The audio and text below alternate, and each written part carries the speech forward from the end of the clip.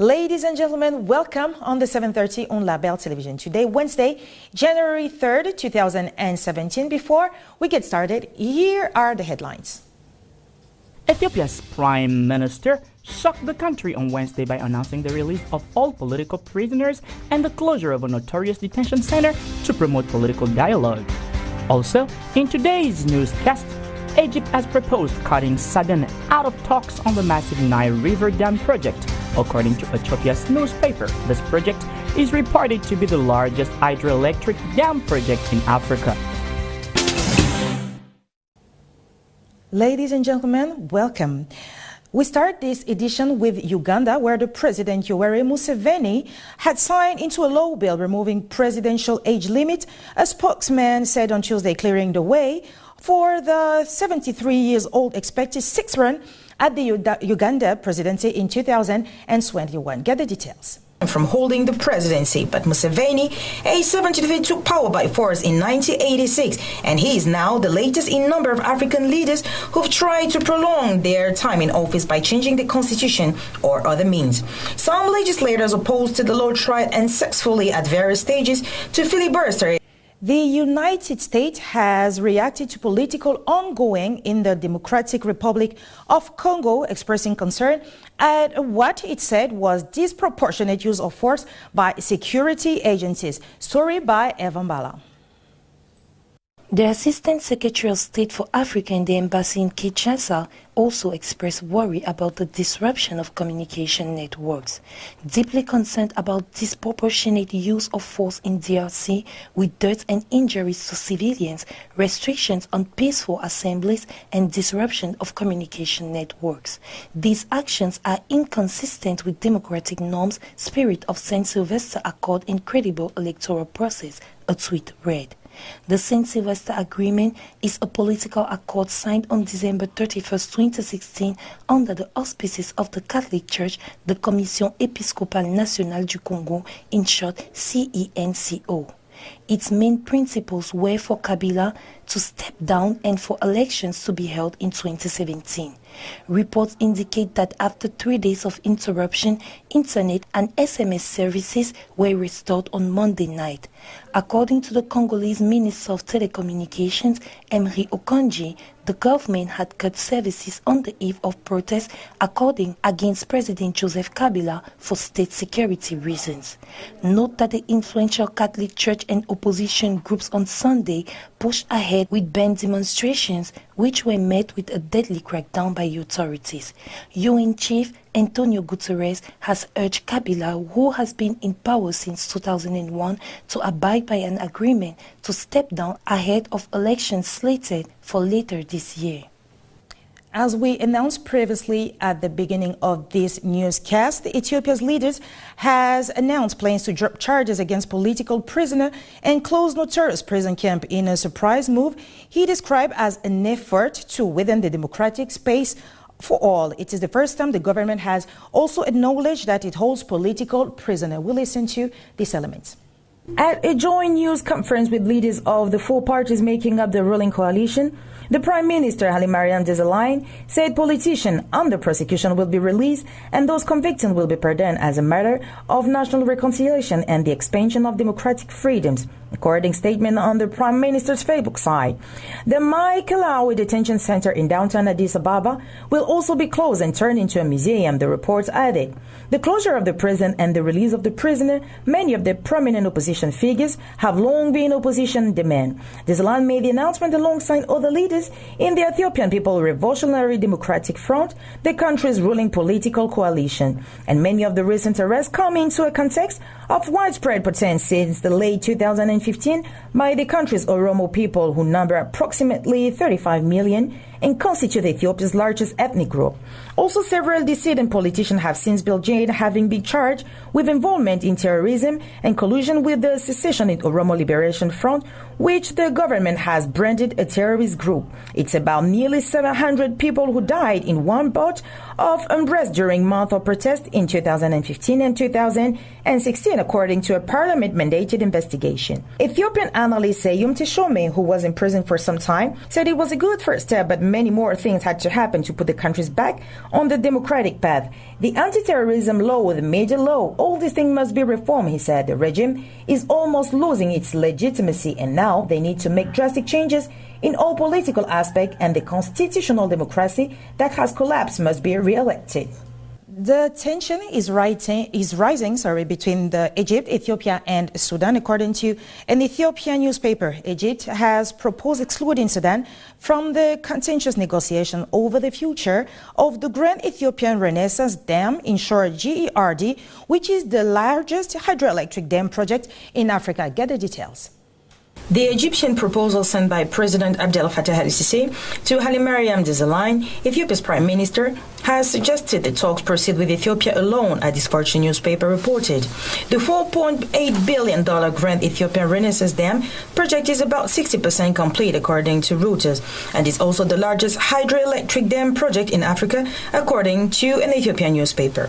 First of all, the discussion focused on trade, investment, and terrorism, according to Meles Alem, the spokesperson of the Minister of Foreign Affairs. Then, throughout the briefing, Shukri has been mentioned that Egypt should come with a new proposal for it is concerned over the delayed negotiations. Egypt, in a tense situation with both Sudan and Ethiopia, proposed for Sudan's exclusion from the negotiation and to proceed with Ethiopians only, a country that shares its view on the issues as a matter of life or death.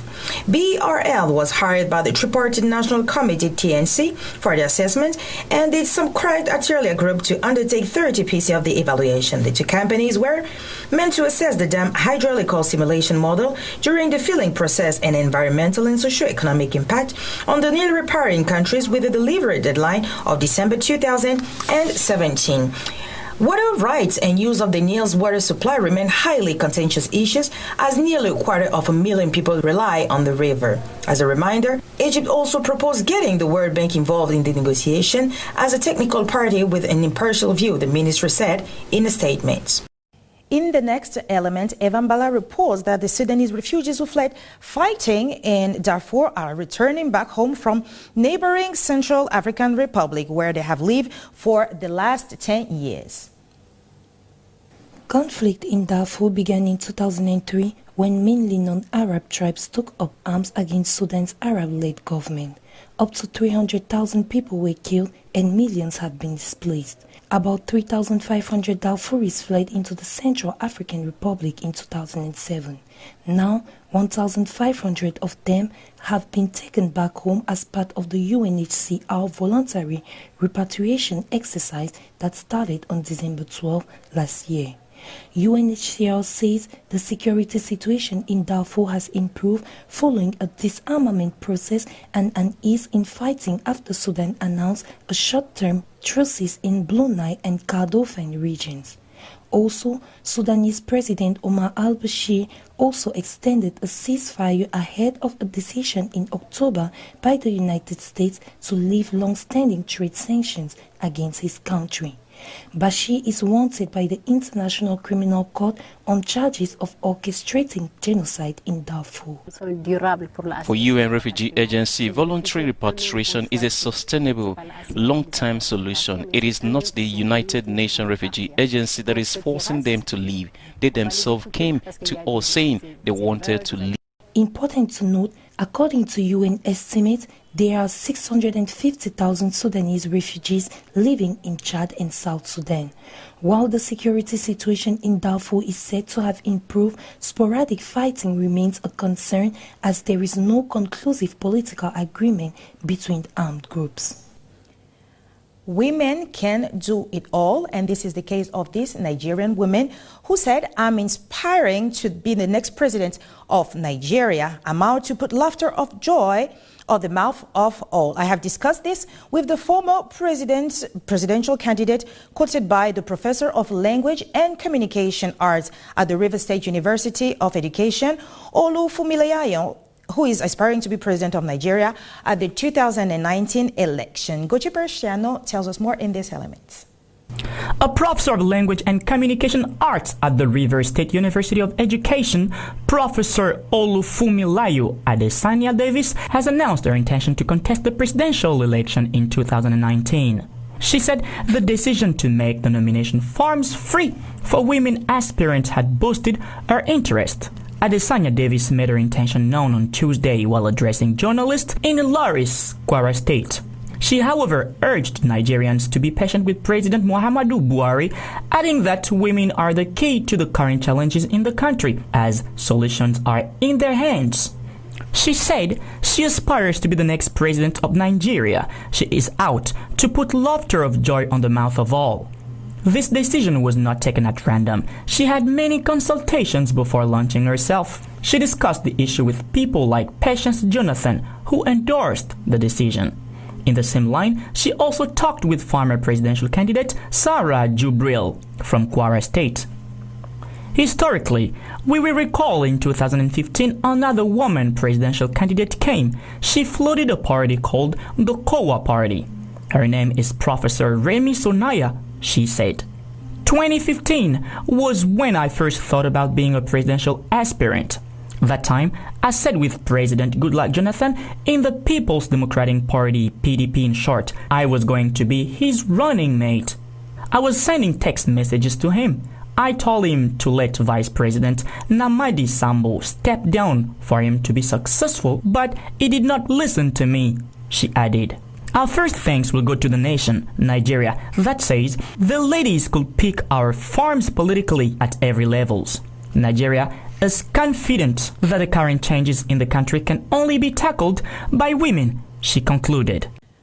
Our focus on entrepreneur today, we stay in Nigeria with Blondie Okpuzor, who makes what she calls birthday cake soap at her beauty store in Lagos. Georgina Mpiga tells us more.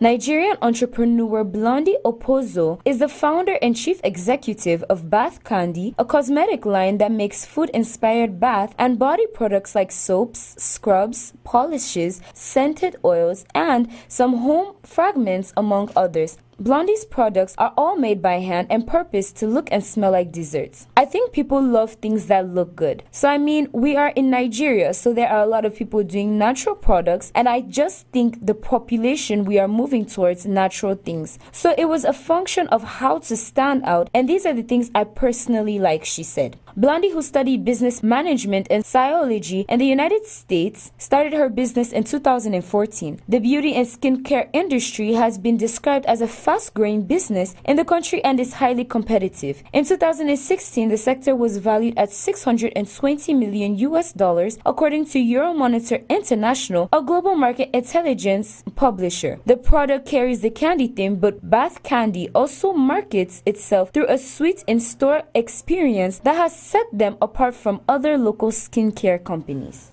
We announced it yesterday in our newscast. The former international Regis Manon died on Monday, January 1st in Libreville. Let's have a focus on his very busy football career, reported by Gochiper Channel.